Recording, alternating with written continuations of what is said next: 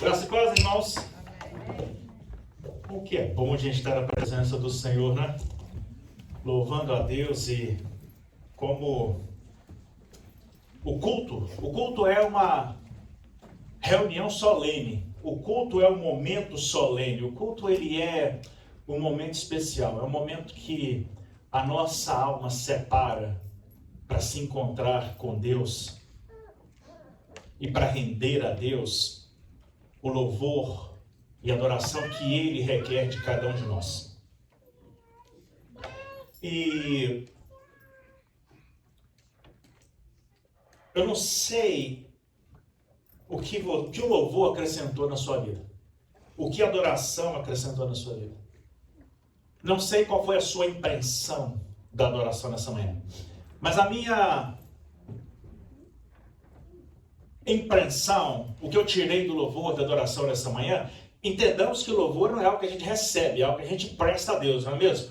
Por isso a gente canta e adora a Deus. É o nosso momento de dizer obrigado, Deus. Mas Ele nos dá algo em troca. E a gente aprende durante a adoração. Eu entendi que na adoração de hoje, nós nos colocamos num lugar de proteção. A adoração de hoje já nos levou a refletir sobre esse Deus que nos guarda, esse Deus que nos protege, esse Deus que está presente, esse Deus que consola. Vinde a mim todos que estáis cansados e oprimidos, eu vos aliviarei. Não foi esse o apelo da música, o apelo das canções? Nós cantamos que o nosso general é Cristo. Aquele que nos conduz, o nosso Deus, Ele é o nosso general, ninguém é mais potente do que Ele. Nós cantamos também, eu te agradeço, eu volto já nessa música, nós cantamos por fim, em teus braços. Então todo o louvor nos levou a esse momento de nos sentir parte ou participantes do reino de um Deus que cuida de nós, seres humanos. A segunda canção que nós cantamos, tem uma estrofe dela que fala assim: eu te agradeço por toda a graça que me deu, por todo o amor que ofereceu, sem eu merecer. Esse é Deus, esse é o nosso Deus. E apesar de eu não ter ligado para o irmão Léo essa semana, não ter falado com ele qual seria a mensagem também de hoje, ela é uma mensagem que traz um aconchego para a nossa alma. Ela é uma mensagem que traz uma renovação da nossa confiança em Deus, porque ela mostra um Deus presente, um Deus que promete e um Deus que cumpre. Ela mostra que Deus está sempre conosco, amém? Amém. Apesar de eu já ter começado, eu não queria ter começado com essas palavras, meu plano hoje era começar dizendo o seguinte, dizendo para você o quanto você, igreja, é importante para mim, pastor da igreja. Talvez eu precise fazer isso com mais frequência, né? E talvez eu até faça. Então, se você começar a receber lá do seu pastor umas mensagens de declaração de amor, é só para que você se sinta amado. Apesar de eu não mandar para você toda semana e não falar todo domingo aqui o quanto vocês são importantes para mim e para minha família, o quanto é prazeroso para nós cuidar de vocês. Vocês são ovelhas que o Senhor nos confiou para cuidar. Então nós amamos vocês e queremos cuidar de vocês. E até quando o pastor manda mensagem puxando a orelha, ou fala no telefone, ou mesmo daqui do púlpito, é para o seu bem. Nós amamos vocês. Semana que vem, domingo que vem, exatamente domingo, dia 28, essa igreja completa 14 anos de existência. Amém? E nós vamos fazer aqui o nosso aniversário. Com bem menos pompa do que nos outros anos, né? Aquele almoço famoso, aquele banquete, aquela tarde de confraternização. Vamos fazer um culto especial em agradecimento a Deus pelos 14 anos da igreja aqui. E também agora, né, final desse ano, no mês seguinte, no final do mês de outubro, Viu e eu fazemos 10 anos que estamos aqui à frente dessa igreja, né? Então temos motivos para comemorar uma década na frente da igreja. E você sabe, tudo começa depois de 10 anos, não é verdade? Então nós só estamos começando, grandes coisas o Senhor vai fazer à frente de nós, amém? Amém. Creia, participe, vista a camisa, convide pessoas que queiram estar aqui. E quero deixar uma coisa clara para os irmãos. Em qualquer momento que você quiser uma visita pastoral em casa, é só mandar uma mensagem ou uma ligação, né? Dizendo, pastor, o senhor pode vir aqui em casa? Eu vou na sua hora, no seu horário, no dia que você quiser, tá bom? Se for com muita urgência, liga, porque ligação é mais urgente. Os irmãos sabem, né? O e-mail é uma coisa assim meio sem pressa. O text message, o WhatsApp, é uma coisa assim com um pouquinho mais de pressa, mas sem tanta pressa. Se é urgência, tem que ligar. Né? Liga porque a gente já vai saber que é urgente. Se o pastor não atendeu por qualquer razão, deixa um recadinho. E se o pastor não atendeu, não é porque ele não quer te atender, não. É porque ele está busy fazendo outras coisas. Amém? Amém. Vocês são importantes para nós. E eu tenho absoluta certeza de que Deus vai fazer coisas grandiosas em nosso meio. Sabe por quê? Porque nós somos o remanescente. Eu adoro o texto de Reis, quando Deus fala para Elias: existe um remanescente, tem 7.000 joelhos que não se dobraram. Vocês são pessoas que não desistem. E Deus tem nos preparado para aquilo que Ele vai fazer. Amém? Amém? Jesus Cristo disse que as portas do inferno não prevaleceriam contra a igreja. E nem o Covid para a gente, né? Nós estamos aqui e vamos ainda mais além. Então você pode, por favor, abrir a sua Bíblia aí em Isaías capítulo 55. O livro de Isaías vem lá, tem Salmos, Eclesiastes, Provérbios, Eclesiastes. Você vai chegar aí no livro de Isaías. Isaías capítulo 55. Então semana que vem é aniversário da igreja. Esse ano é o primeiro ano que a gente não faz uma camisa comemorativa, mas é um ano atípico. Ano que vem já vai ser diferente, não é mesmo?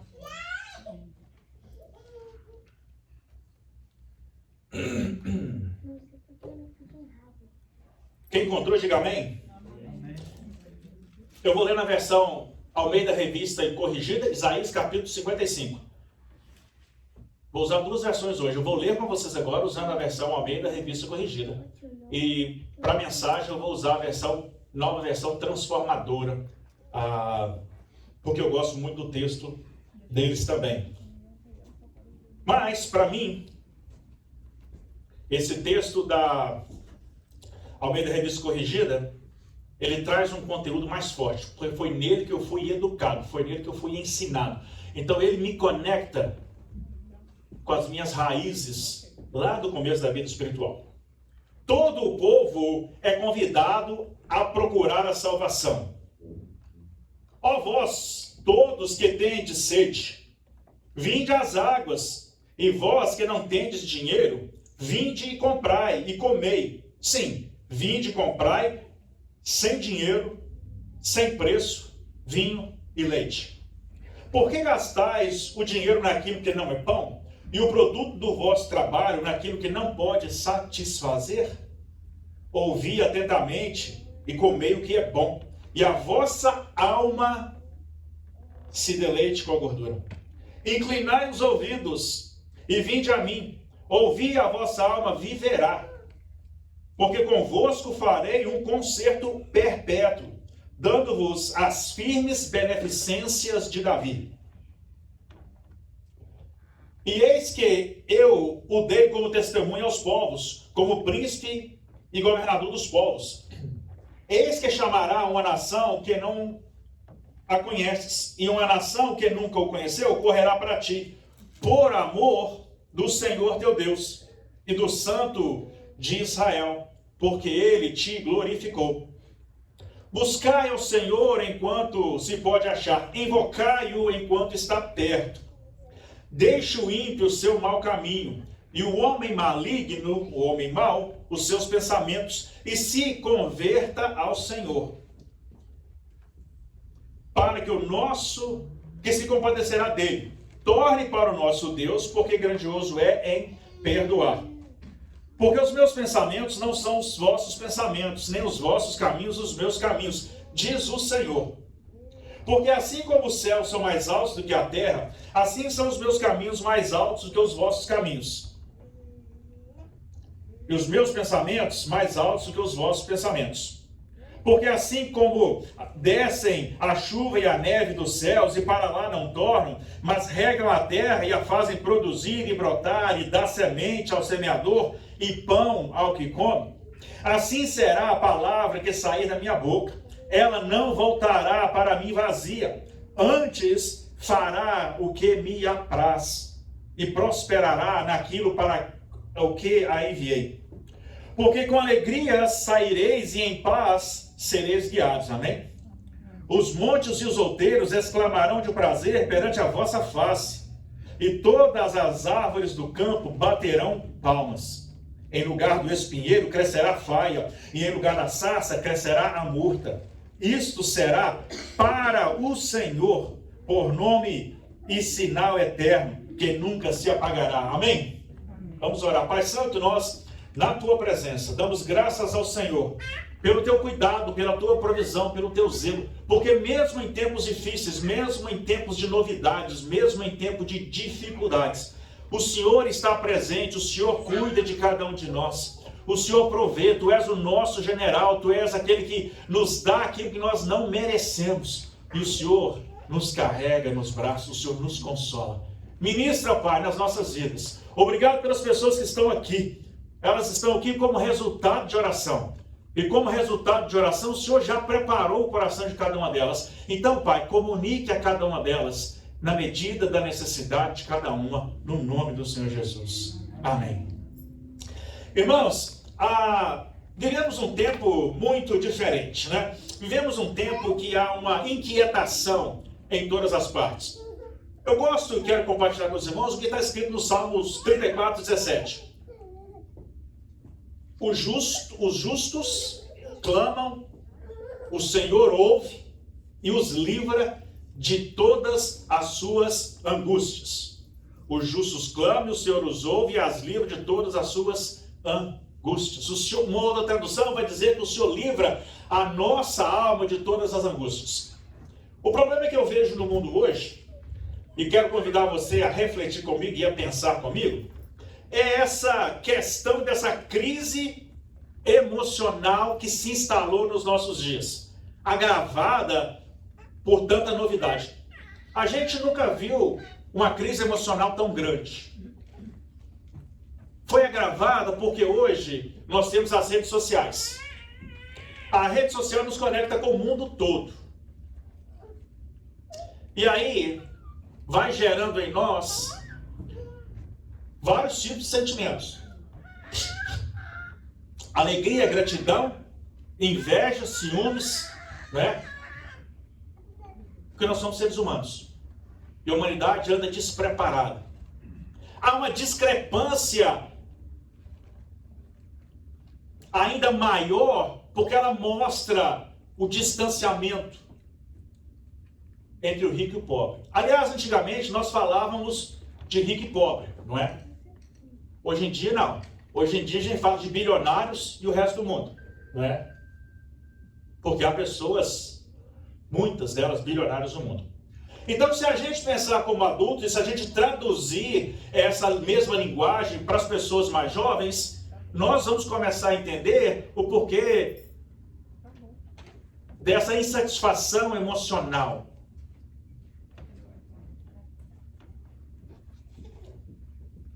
Quem diria que um homem, há 20 anos atrás, começaria vendendo os livros por telefone e por internet, que naquele ano era novidade, ainda era novidade. Eu estou falando de 1995, a gente andando nas ruas de Fremen, onde eu morava, passava um caminhãozinho com a placa magrela em cima dele, escrito Amazon. Quem é daquela época e lembra de ter visto esse caminhão aí? Cassinho levantou a mão, Cassinho? Ah, ok. Achei que você tinha levantado a mão. Era o caminhão da Amazon. Hoje, aquele camarada, chamado Jeff Bezos, que não era nem conhecido hoje, todo mundo sabe quem ele é, hoje ele tem uma fortuna de 116,9 bilhões. É dinheiro que não dá para gastar numa vida, né? Passou o Bill Gates. Então nós temos acesso a essas informações, e quem é que não quer ter esse dinheiro? Alguém que não quer ter esse dinheiro? Não é? Dá trabalho ter esse dinheiro, não é fácil não, né? Mas você está até rindo ali, né? Eu acho que ela falou assim, envia, Senhor, né? E aí começa essa disputa acirrada, irmãos. E a vida traz desafios para cada um de nós. E isso vai gerando uma insatisfação. Eu tenho falado aqui, né? Hoje, fazer consultas com psicólogo, né? Terapia é normal. É quase que exigido. Né? Porque o mundo traz para nós novidades que mexem com nossa estrutura emocional. Adolescentes que nem chegaram no college, inventam um app aí para brincar e ficam milionários.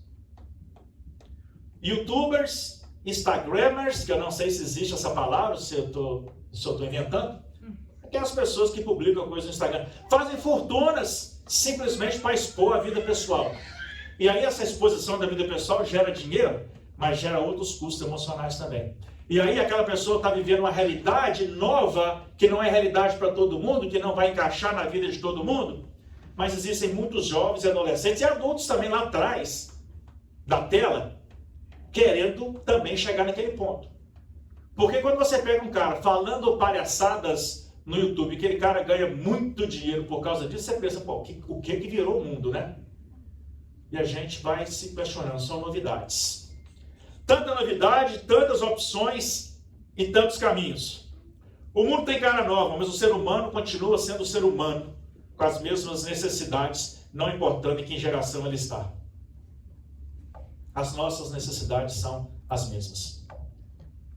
O Senhor é meu pastor e nada me faltará. Amém? Ele me faz deitar em pastos verdes. Guia-me mansamente a águas tranquilas. Refrigera a minha alma. Guia-me pela vereda da justiça, por amor do seu nome. Refrigera a minha alma. Irmãos, as pessoas têm tentado achar soluções para suas ansiedades com consultas médicas, com medicação, e eu acho que tudo isso é válido e precisa em alguns casos. Muita gente tenta se satisfazer estourando cartão de crédito. Estoura 1, 2, 3, 4, 5, até conseguir se satisfazer, para depois descobrir que só criou um outro problema que vai causar mais problemas. E vai trazer mais ansiedade. Muita gente enfia a cara na comida. Muita gente se frustra porque comeu demais. E a vida nossa vira aquela bagunça. Cada um de nós precisa se conhecer. Você precisa saber quem você é. Você precisa viver de uma forma adequada ao seu porte físico, ao seu DNA, à sua genética. Ontem, estava lendo com a Vilma a reportagem de uma brasileira aqui nos Estados Unidos que gastou 338 milhões de reais fazendo plástica. Nós precisamos nos aceitar. Cada um vai ser de um jeito. Você precisa também se adequar à sua idade. Eu tenho 49 anos. Eu tenho que entender que eu tenho 49 anos, não são 24. Né? Eu preciso viver dentro dessa realidade. Eu preciso me aceitar. Eu preciso aceitar que eu tenho limites. Que eu naturalmente vou envelhecendo. Né? Que o meu corpo vai enrijecendo. Lógico que se eu me esforçar um pouquinho mais e fazer os exercícios, fica melhor. Mas a gente vai envelhecendo, é natural, é normal. A crise que existe hoje e a incapacidade de saciar essa sede que nós temos, é porque o problema não é físico, não é biológico, o problema está na alma. E é disso que eu quero falar com os irmãos hoje. Porque nós estamos tentando resolver um problema da alma com soluções para o corpo físico, com soluções para a nossa emoção. Quando, na verdade, o problema central hoje está na alma. Refrigera a minha alma. É o que o salmista dizia.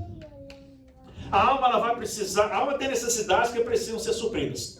Paz, segurança, equilíbrio, esperança, né? E controle. A alma tem necessidade de ter controle. Se a coisa está descontrolada, a alma também está solta. É como você pegar a garrafinha d'água dessa, colocar uma bolinha de plástico aqui dentro e balançar. A alma está indo para todo lado, ela está desequilibrada. Mas nós não temos controle na realidade. Nós não controlamos nada. Então nós precisamos estar, nossa alma precisa estar ancorada em quem tem o controle. Jesus Cristo tem o controle, amém? Então a nossa rocha, a nossa casa tem que estar sendo construída na rocha que é Cristo. Nada no mundo pode oferecer essas coisas à alma. Então o problema é espiritual. Aquietai-vos e sabei que eu sou Deus.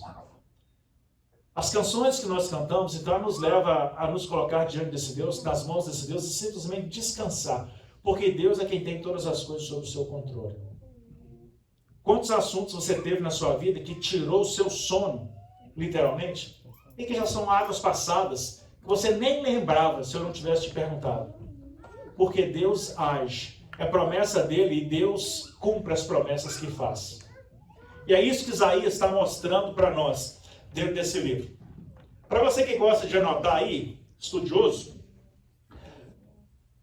nós vamos ver com Isaías e dividir o texto em 4 blocos. Primeiro quer dizer que até o capítulo 39, as coisas são relacionadas ao exílio babilônico. Do capítulo 40 em diante, são relacionadas à vida pós-cativeiro, às promessas que Deus fez, e vão falar e vão nos apresentar Jesus Cristo. Para o nosso texto específico, que é o capítulo 55, eu dividi em 4 partes para responder a 4 perguntas. Do versículo 1 ao versículo 5, nós vemos que Deus faz um convite. Do 6 ao 7, Deus nos apresenta um processo.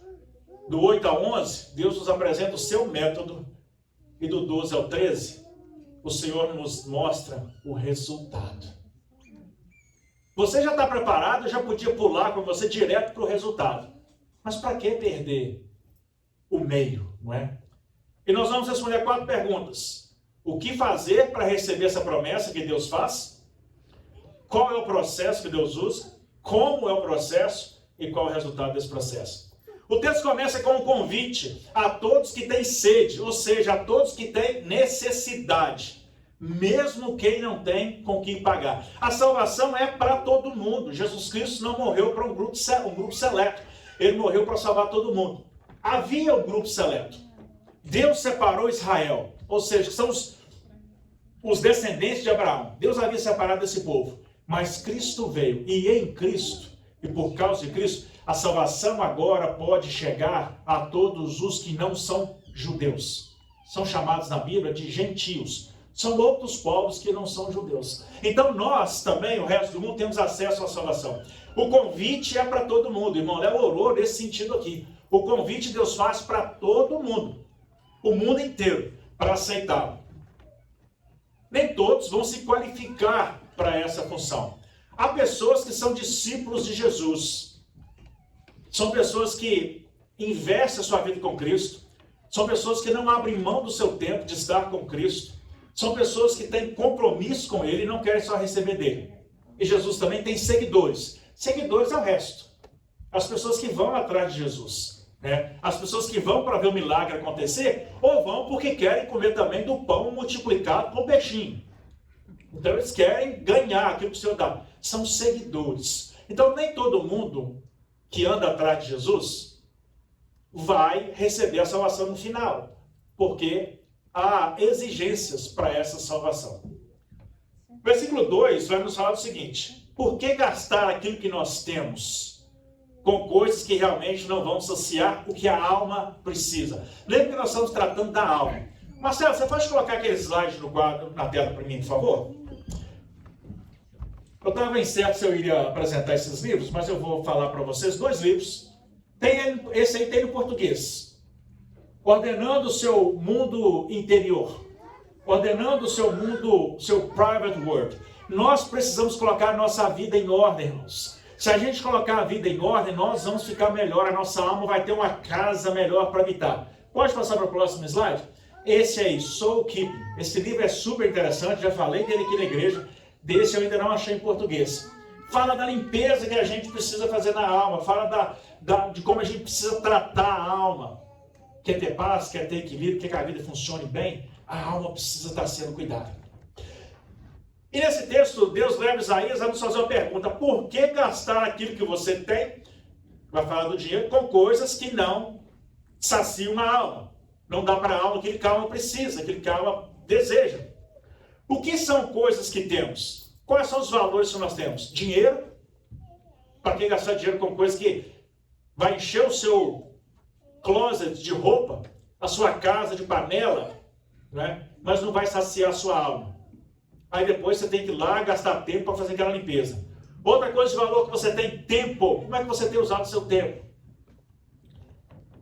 Eu acho muito importante, poder sentar, ver televisão e relaxar na frente da televisão. Eu acho interessante folhear aí as redes sociais, né? Rede social, eu paro para ler alguma coisa eu tenho uma sigla. Primeiro, ela tem que ser relevante, tem que ser interessante ou engraçada. São as coisas que vão me atrair na rede social. Fora disso, eu não mexo. Eu acho isso importante. Só que cada um de nós precisa controlar o quanto tempo nós gastamos nisso. Sabe por quê? Porque isso não vai satisfazer a nossa alma. O que vai satisfazer a nossa alma? Meditação com o Senhor, oração, leitura de um bom livro, né? Eu tenho indicações de vários livros para vocês. Tem vários livros que eu posso mandar para o seu e-mail, que são livros digitais, formato PDF. Tem muitos, mas são centenas. Posso mandar para você. Ler um bom livro. Assistir até um filme cristão que vai te levar a refletir, a pensar na vida. Então nós vamos usar nosso dinheiro de maneira melhor, usar o nosso tempo de maneira melhor e também a nossa energia. Se eu gasto muito tempo em outra coisa que não está acrescentando nada na minha vida, aquela energia foi gasta. Durante todo o dia, irmãos, nós temos uma quantidade de energia. Se a gente usou aquela energia, é só aquela quantidade que você tem por dia. Se a gente usou aquela energia com outra coisa, não vai sobrar energia para usar com aquilo que é realmente necessário. Quem trata disso, eu acho que esse livro aí vai tratar desse ponto. Então a gente precisa saber usar o nosso tempo para que a gente viva melhor. Então Deus faz um convite ao povo. Para que gastar dinheiro em coisa que... Seu dinheiro, seu tempo, a sua energia com coisa que não acrescenta nada na sua vida. Eu assisto notícias de vez em quando e sou seletivo para ouvir notícias. Não me interessa ouvir todo dia quanto de gente que a pandemia está matando. Quando ela acabar, quando ela passar, vai estar registrado nos livros da história. Eu vou lá e checo. Então não vou encher minha cabeça com isso. Discussões políticas desnecessárias. Vocês me veem discutindo política por aí? Vocês não me veem discutindo política, não me veem discutindo futebol. Não. Discussões desnecessárias para a minha realidade. Se eu fosse político, eu estaria defendendo o meu ponto de vista, mas eu não sou. A gente precisa selecionar, porque a nossa energia diária é pouca. Já ouviu falar em força de vontade?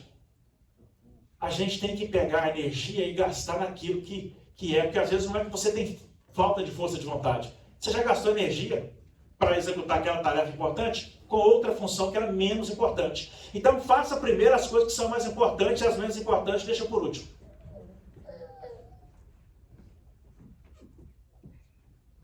Versículo 3 a 5 vai dizer: ouçamos o que Deus diz. É mais do que só ouvir, é obedecer, colocar em prática aquilo que Deus fala. E a nossa alma vai ter vida, Deus fará conosco uma aliança eterna, Ele nos honrará da mesma maneira que honrou Davi. Algumas traduções falam que nós vamos ter as mesmas beneficências que Davi teve. Outras vão falar dessa honra que Deus deu a Davi. Então a primeira pergunta é: o que fazer então para receber essa oferta que Deus dá? E comprar sem dinheiro aquilo que a alma precisa? Como que eu faço para receber essa oferta? Buscai ao Senhor enquanto se pode achar. Está no versículo 6. Buscar a Deus em todo o tempo, enquanto Deus está presente. Vilma comentou comigo outro dia que acordou de madrugada e perdeu o sono.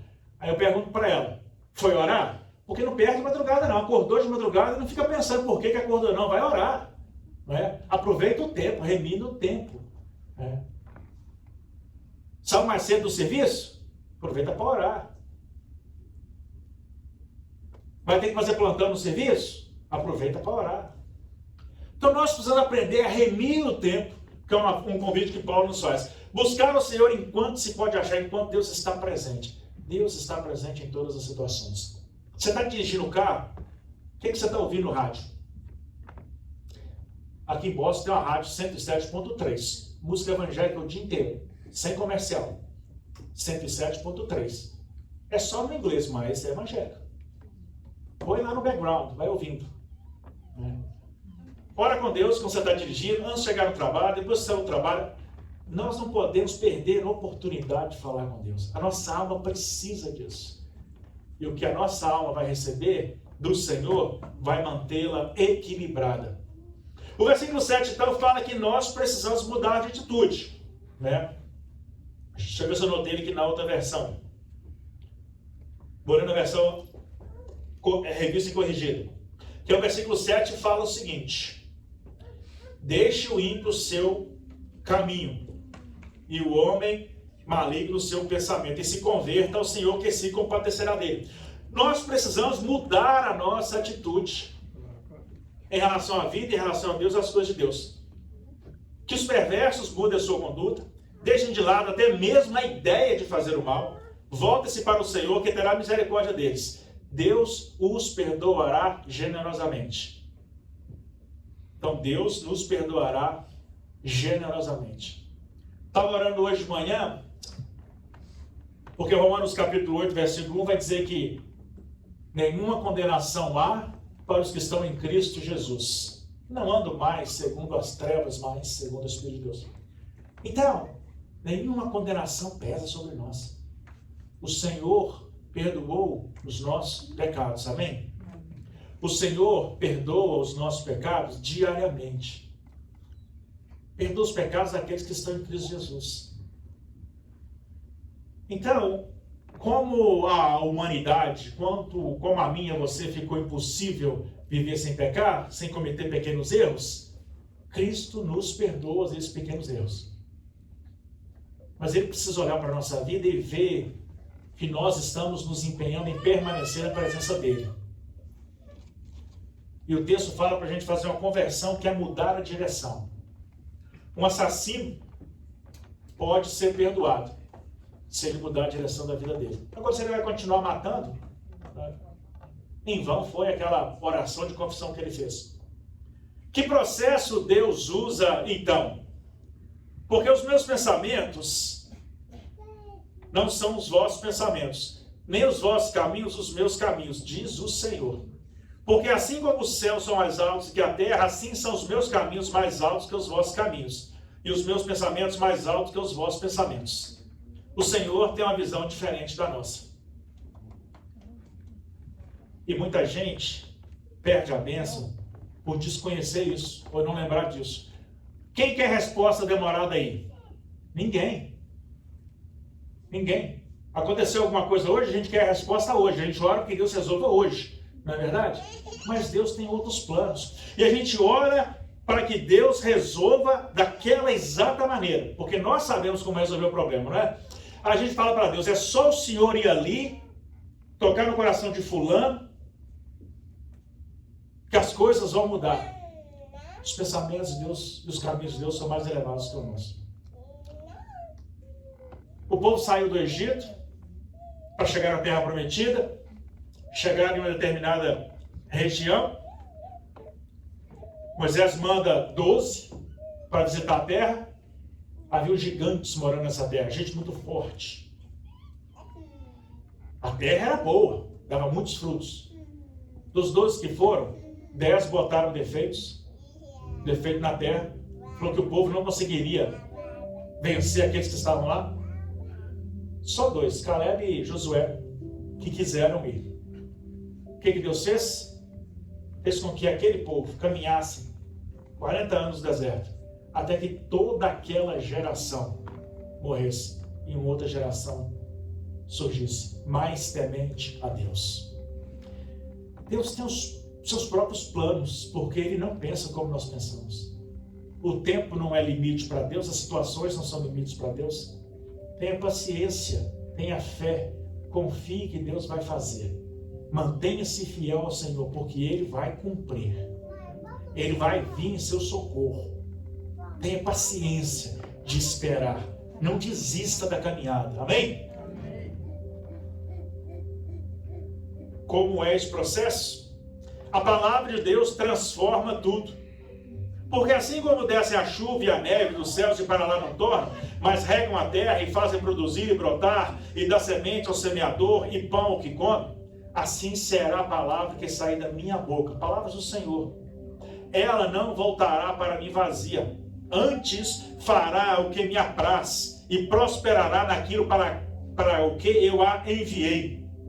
Como os elementos da terra, irmãos, cumpre o seu papel, a neve, a chuva vem, regam a terra produz a semente, o homem colhe, planta, daquilo colhe e alimenta, daquilo sustenta a sua família. Assim é a palavra de Deus, ela produz o resultado.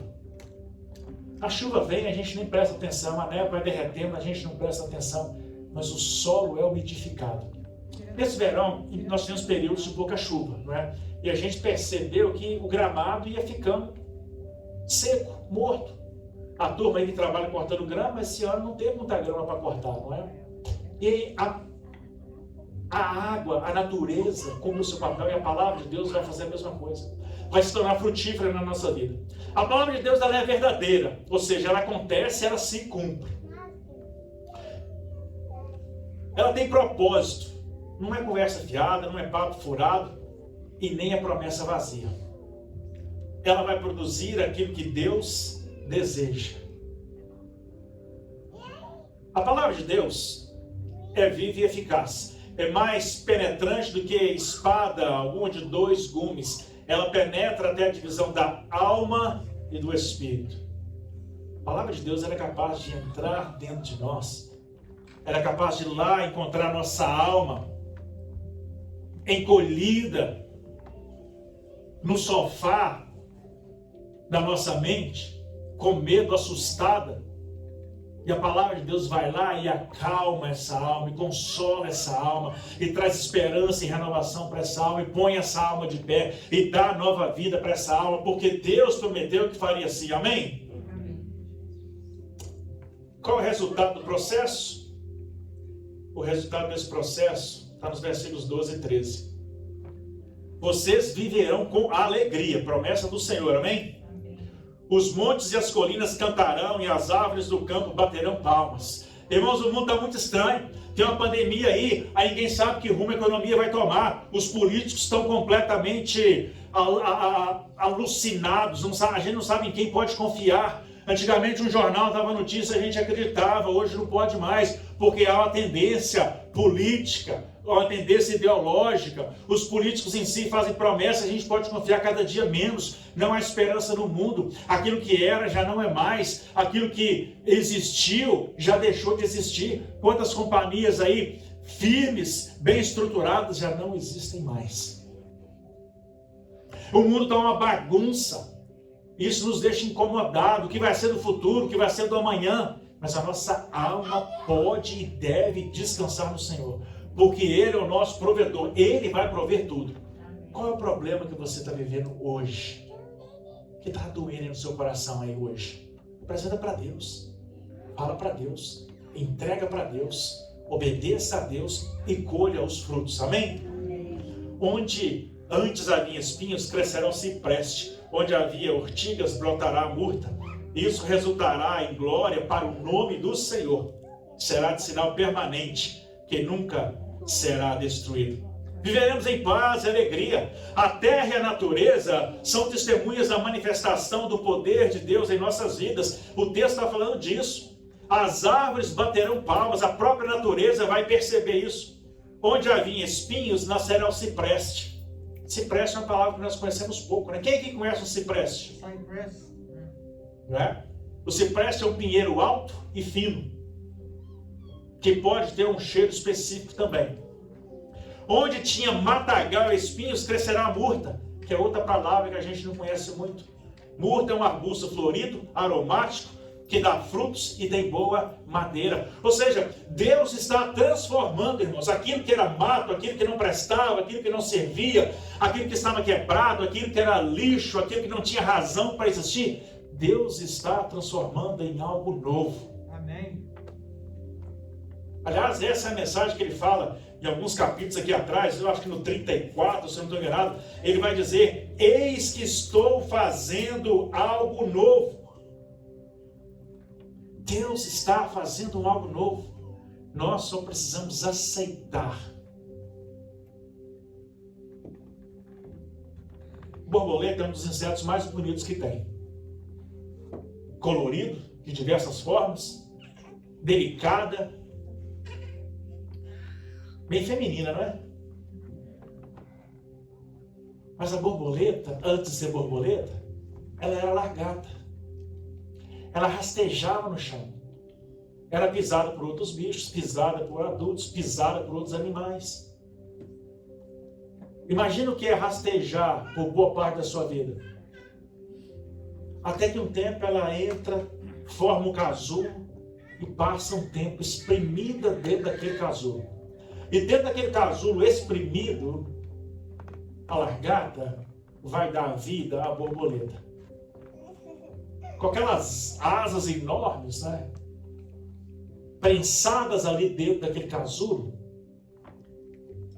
Certa vez eu li que o fato dela estar prensada no casulo vai fazer com que as suas cores sejam mais vibrantes. É preciso que ela passe por esse aperto para depois desabrochar em algo diferente. Há momentos na nossa vida que são momentos no casulo. O casulo ele pode durar anos no processo de Deus. Os pensamentos, os caminhos de Deus são mais elevados do que o nosso. Se você está no casulo já há muito tempo, tenha paciência. Deus está trabalhando. No seu tempo, Deus vai transformar. Deus vai transformar a sua vida e vai tirar você do casulo. Insista, persista, nunca desista. Com Deus vale a pena. Tem uma música que fala, vai valer a pena. Essas bênçãos virão para que o Senhor seja conhecido. As bênçãos do Senhor na nossa vida, elas vêm para que o nome dele seja exaltado e ele seja glorificado. Nada é por acaso. Tudo tem o seu tempo, o tempo de Deus. Deus é paciente. Deus ama. Deus cuida. Mas Deus cobra. Deus é amor, mas Deus é também justiça. E se vocês perceberam, o processo de Deus para nos dar a vitória é uma troca. Convertam-se dos seus maus caminhos, pare até de pensar no mal. E o perdão virá. E a promessa de Deus se cumprirá. E Deus vai restaurar. Converta-se do seu mau caminho. Ouvi atentamente a palavra do Senhor. Obedeçam aquilo que Deus determina. A palavra do Senhor é a verdade de Deus. Ela nos conhece, ela nos sonda. Cristo é o nosso modelo. Cristo é o nosso exemplo. Se a gente olhar para Cristo e repetir aquilo que Cristo fez, nós seremos verdadeiramente seus discípulos. Vamos orar. Pai Santo, louvado seja o teu nome. Que o teu Espírito Santo possa completar, possa ministrar, traduzir e ensinar essa mensagem, a tua mensagem, na vida e no coração de cada um. Para que nós possamos, fortalecidos e guardados pelo Senhor, ser transformados naquilo que o Senhor espera que nós nos tornemos, para a honra e glória do teu nome. Que a graça do Senhor Jesus Cristo, que o amor insondável de Deus Pai, que as divinas e santas consolações do Espírito Santo, seja com esta igreja e seja com todo o teu povo espalhado pela face da terra, de agora para sempre. Amém. O Senhor te abençoe e te guarde.